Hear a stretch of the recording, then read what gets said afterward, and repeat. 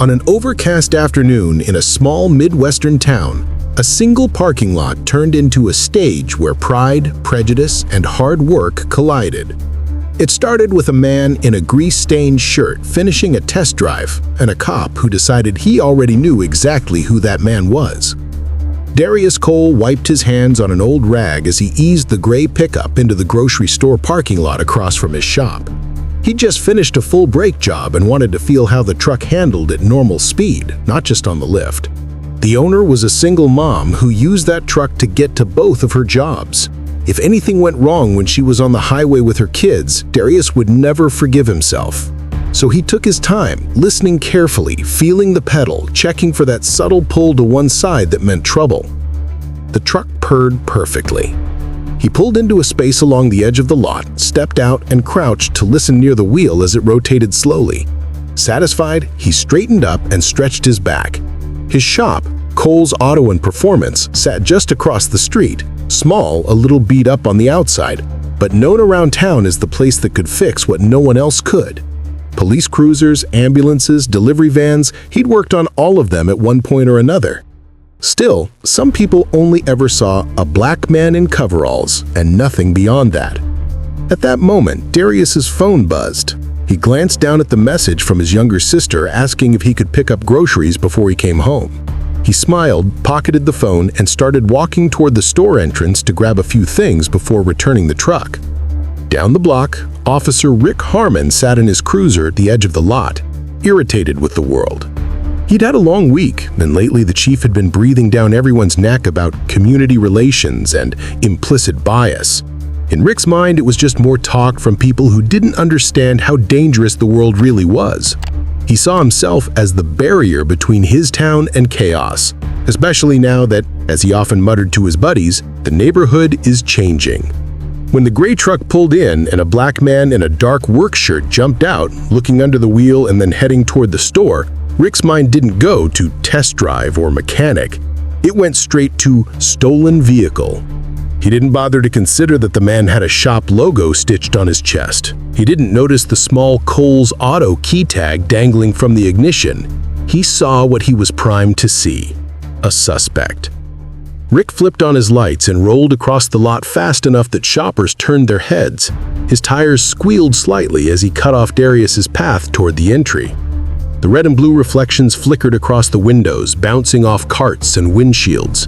Darius stopped, surprised. He squinted against the light, raising his hands instinctively. "Good afternoon, officer," he said, keeping his tone respectful. "Everything okay?" "Don't move," Rick barked, jumping out of the cruiser. His hand hovered near his holster, his stance wide and aggressive. "Step away from the vehicle. Hands where I can see them. Now." Darius's stomach tightened. He wasn't even standing next to the truck anymore, but he stepped back anyway, palms open. A couple loading groceries into their trunk glanced over, then stared. Two teenagers with backpacks paused on the sidewalk, one of them quietly lifting a phone. "I'm just taking a customer's truck for a test drive. I own the shop across the street. We just finished the brakes." "I didn't ask for your life story," Rick snapped. He marched up, eyes narrowed. "Registration on this truck came back with a female owner. You don't look like a Monica Ramirez to me. So either you got a fake story or you've got a stolen vehicle. Which is it?" Darius blinked. "Monica? Yeah, that's the owner. She brought it in this morning. If you want, you can call her. Or call dispatch and ask for Cole's Auto. They know me." Rick smirked, as if he'd been handed proof instead of an explanation. "Funny how you already know the registered owner's name," he said loudly, clearly playing to the small crowd that was beginning to gather. "You must have had plenty of time to look over her documents before you decided to take a joy ride." Darius felt heat rising in his chest. "Man, He stopped himself. "Sir, I'm telling you the truth. Check the shop records. Call her. I've been working on cars in this town since I was old enough to hold a wrench. Turn around. Hands on the hood. You're being detained on suspicion of auto theft." If you think this little guy is cute, please hit like and subscribe, or else this man will knock on your doorstep tomorrow. Suspicion of... Darius started, disbelief crashing over him. I'm in my work shirt. My name's on the truck key. My shop is literally right. Rick grabbed his arm and spun him toward the nearest car. The hood of the gray truck Darius had just fixed. The metal was still warm. Darius braced his hands against it as the cuffs clicked around his wrists. The teenager's phone cameras captured every second. Inside the store, a cashier leaned against the window, watching wide-eyed. "You have the right to remain silent," Rick began, voice booming. "Anything you say?" "I know my rights," Darius cut in bitterly. "Been forced to memorize them my whole life." Rick tightened the cuffs another notch, just because he could. Across the street, one of Darius's employees, a lanky young mechanic named Kyle, stepped out of the bay doors holding a clipboard. He froze when he saw the flashing lights, and his boss bent over the truck's hood with an officer behind him. "Oh, you've got to be kidding me," Kyle muttered. He dropped the clipboard and jogged across the street, oil-stained boots smacking the pavement. "Hey, officer, what is going on? That's my boss. He's a mechanic, not a thief." "Stay back," Rick barked without looking at him, "unless you want to join your friend in cuffs for interfering with an investigation." "This isn't an investigation. It's a mistake," Kyle shot back, then caught sight of the phones and shut his mouth, pulling his own device out to record. Darius's heart pounded. Humiliation burned in his throat. "Officer," he said, fighting to keep his voice level, "my wallet is in my left pocket. My business license and shop card are inside. Let someone from the shop bring you our work order.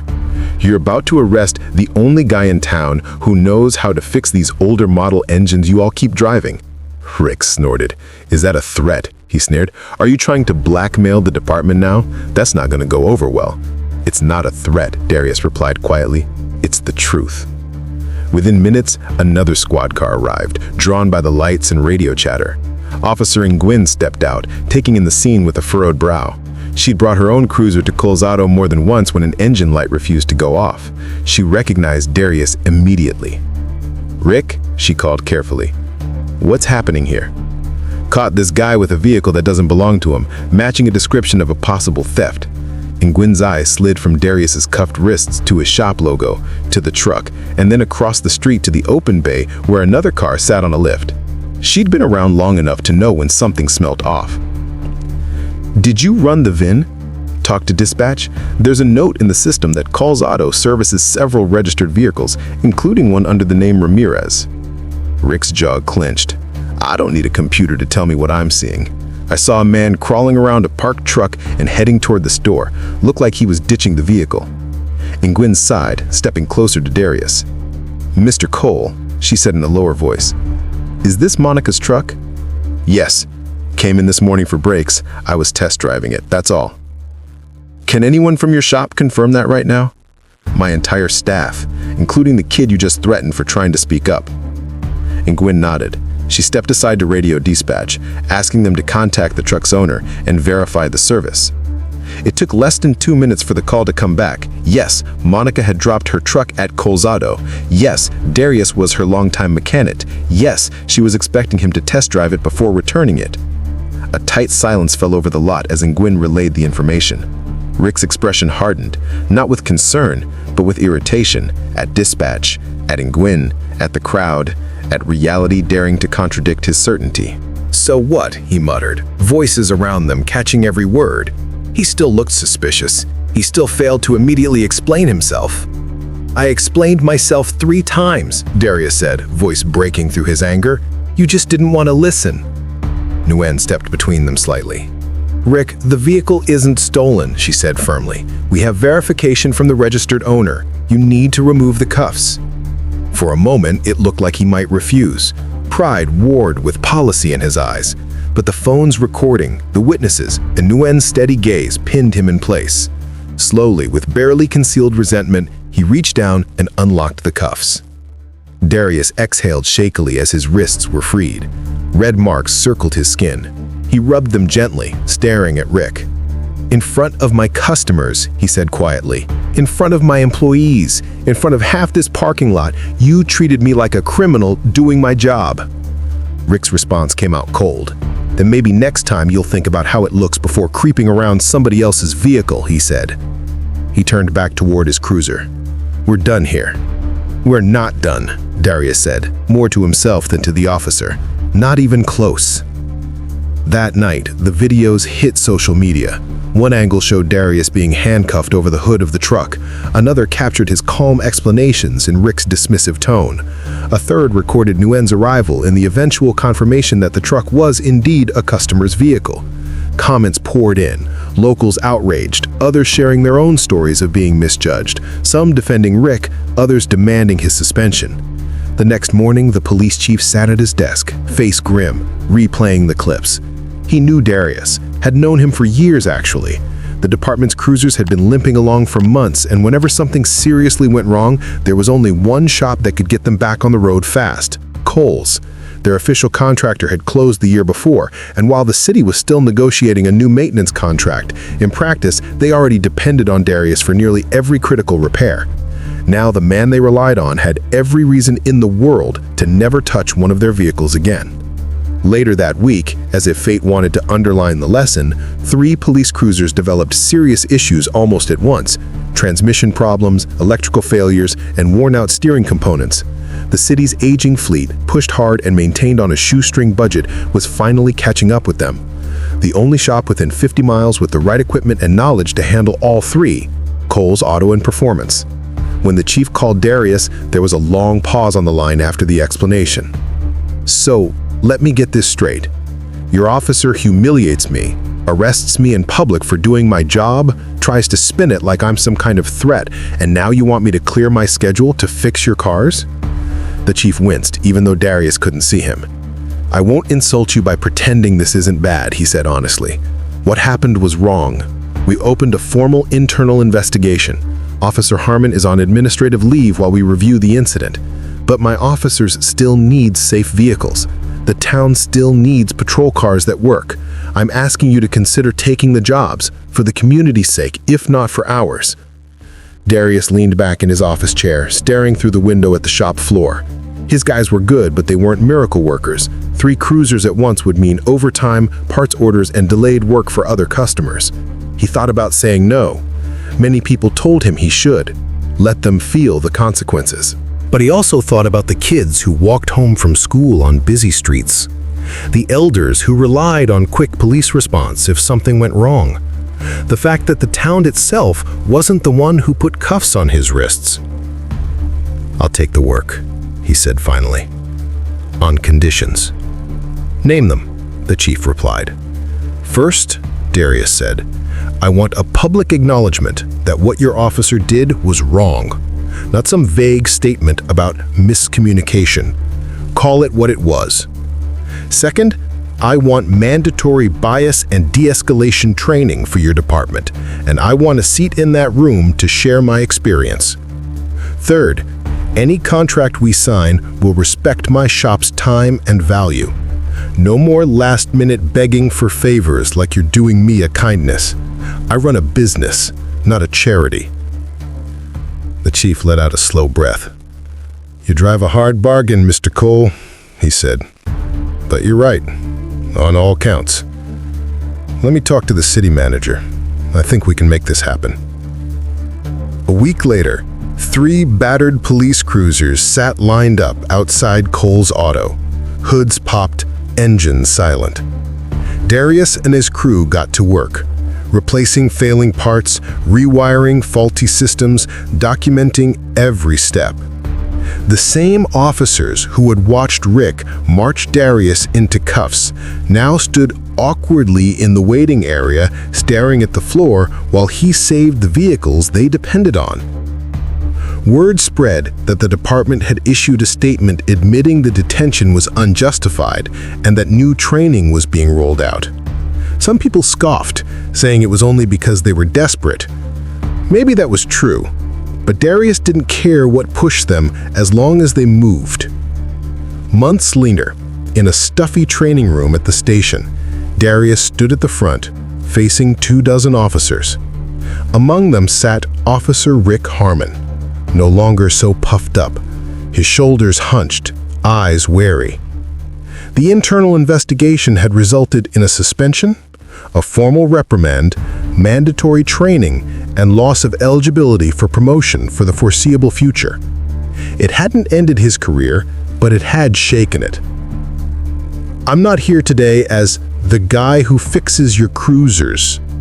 I'm here as the man you threw against a truck in front of his customers for doing his job while black." The room was quiet. He could feel a mix of discomfort and curiosity.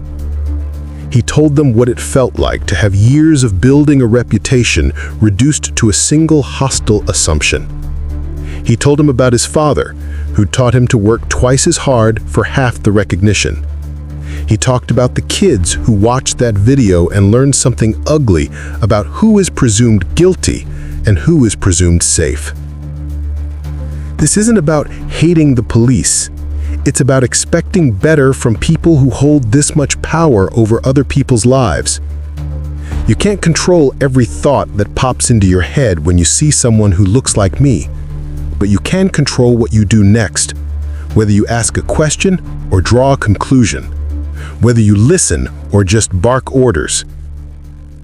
In the back row, Rick stared at the table in front of him, jaw tight.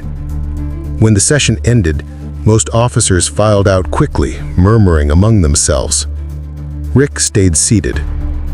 After a moment, he walked up to Darius, the weight of months of reflection on his shoulders. "I don't expect you to forgive me. I don't even know if I deserve to keep this badge. But I needed to say that I'm sorry. Not sorry you felt that way. Just sorry I did that to you." Darius studied him for a long moment. "You almost ruined my livelihood in 10 minutes. Left unchallenged, you could do worse to someone else. So yeah, I'm still angry. But I'm more interested in what you do from here on out than whether I feel warm about you today." Rick nodded, swallowing. "I get that. I'm trying." "Good. Because next time you pull into a lot and see a black man in a work shirt, I expect you to see a human being first. Maybe even someone whose skills you rely on more than you realize." That evening, as Darius closed up shop, he watched a freshly repaired police cruiser drive off the lot, its engine humming smoothly. He thought about the strange balance of it all. The same department that had shamed him in public, now depending on his hands to keep them moving. It didn't erase what happened, but it turned his pain into leverage for change, and that, in its own way, was a kind of justice. This story reminds us how dangerous it is when prejudice speaks louder than facts, and how powerful it can be when truth, courage, and community push back. It shows that respect should never depend on uniform or skin color, but on character and actions. If this story moved you, don't forget to like this video, share it with your family and friends, and subscribe for more stories that shine a light on injustice, second chances, and the power of standing up for what's right. Thank you for listening. Stay safe, and never stop demanding better from others and from yourself. Thank you for watching DASHCAM and Justice Stories. You love more stories like this? Click the videos above and see you there.